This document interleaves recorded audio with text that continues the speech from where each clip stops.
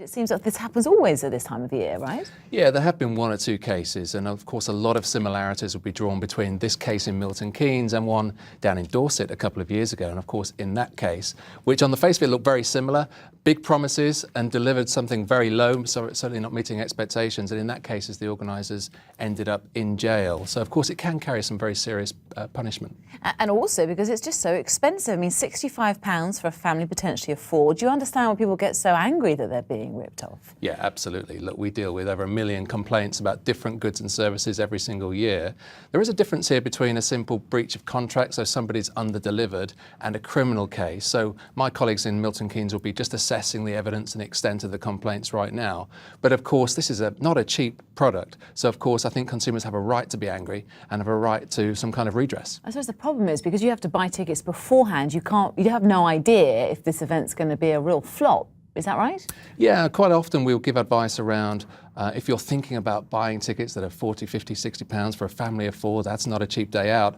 And of course, if the organisers have organised something like that before, you might be able to look online to look for previous reviews to see whether this company is likely to have invested in their quality or not, or if it's the first time. And of course, if it's the first time they've organised such an event, it's really difficult to judge the sort of quality that they're going to be delivering. So what do you do? What's the advice if it is the first time, as it was in this case, and back in 2011? Yeah, look online, see what you can find out about the organisers, see if it's a local authority approved scheme.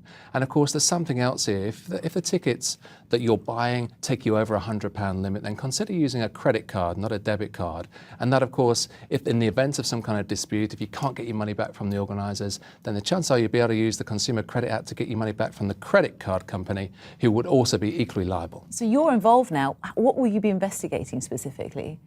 Well, officers in Milton Keynes will be sitting down to look at whether this is just a question of somebody delivering a low quality product. Of course, all services have to be delivered with reasonable care and skill, or whether this is something that's been done deliberately and whether the descriptions are at a mismatch with what it was actually delivered. And certainly from the face of the evidence, that looks fairly convincing. So they'll work out whether there was a criminal offence being committed, in which case they'll investigate using the criminal law. Either way, just so disappointing, lots of parents telling us, you know, that this was their children's first experience of Christmas, and what an awful experience it was. Yeah, as a parent myself, I know just how magical this time of year can be.